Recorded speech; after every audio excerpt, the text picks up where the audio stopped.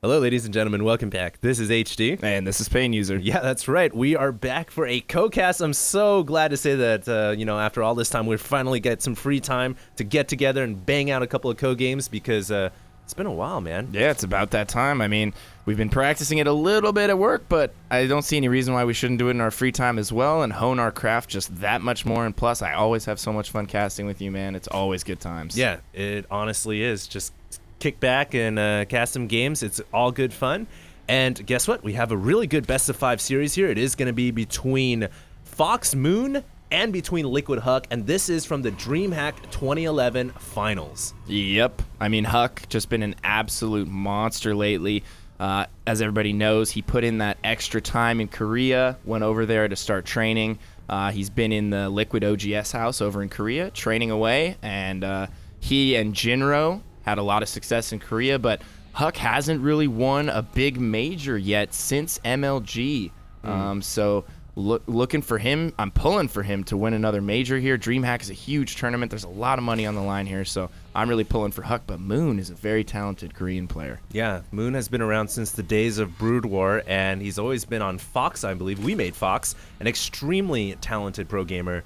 And one thing about Huk is, despite the fact that he hasn't really won a major tournament, he's always been the dominant force, I would say, for Team Liquid. Whereas a lot of Team Liquid's players have kind of fallen off, so to say. They haven't been playing as well. Huk has been really the staple of TL. Well, I would agree with that in the sense that he's definitely been the staple in terms of work ethic and in terms of practice. I mean, he puts in so much time. He's a very competitive player. As far as who's been doing really well for them lately, Rhett has been putting up good stats. That is true. TLO kind of fell off.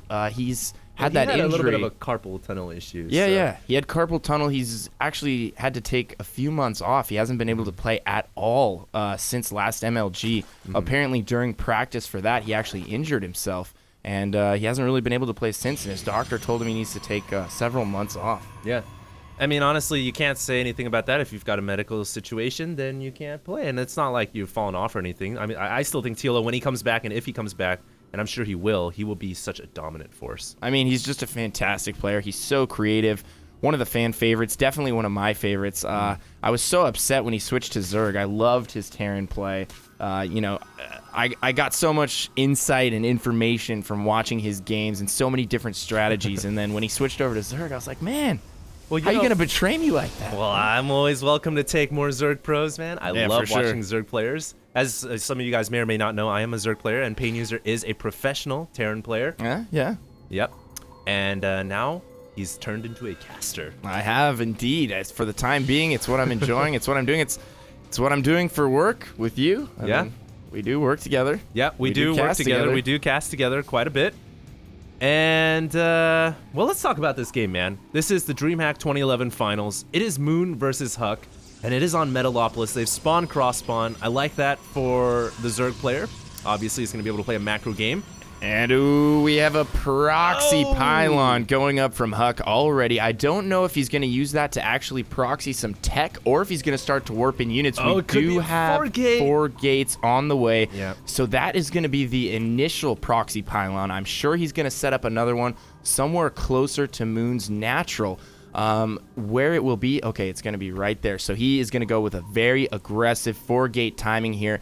Is Moon going to be able to figure out about it? It doesn't look like he's sacrificing an Overlord. His Overlord is just hanging out outside the base. He's not sacrificing that, so he will not know about this 4-gate. He has no idea it's coming. Yeah, this is pretty nasty for a Zerg player. The thing, though, is Moon did open up with gas and pull first, so he will have the speed out, and he will have, well, yeah, speed's already done. And he's going to have roaches as well, so he will have the forces necessary to deal with the 4-gate, but really it's going to come down to whether or not he scouts this in time, and he is bringing his Overlord in, so he's going to see the pylon.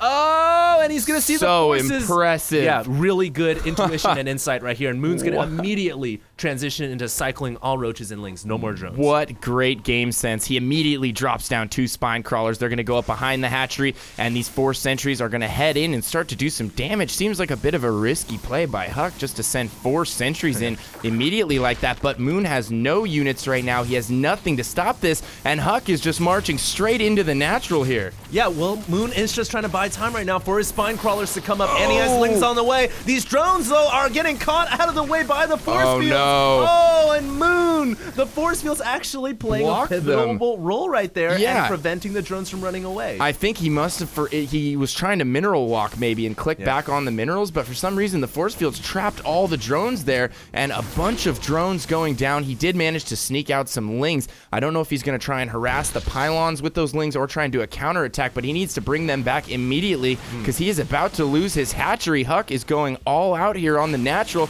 and I don't think Moon has enough to stop him. Yeah, surprisingly, Huk not even bothering to force field the ramp here, saving all his energy for the inevitable lings around that will come. Moon just buying time here. He will transition some of his spine crawlers so they get in range of the forces. The hatchery! But he's gonna lose the hatchery, and Moon here in so much trouble. The hatchery goes down. Oh, God. Oh, this is horrible for Moon. Yeah, this could be a very quick loss in game 1. Huk with a very, very dominant 4-gate here. Just great micro from him, being very patient. He still isn't committing. He's still not trying to end the game. He's just playing it very smart, just killing as much as he can. More lings going down here. He's going to take out this spine crawler, and with that, and he has a full wall pylon back at the base. Yeah. So nothing is going to get by that. There's no way Moon's going to be able to break him with just that few amount of Zerglings there. Is he going to warp in some additional units to deal with those Zerglings?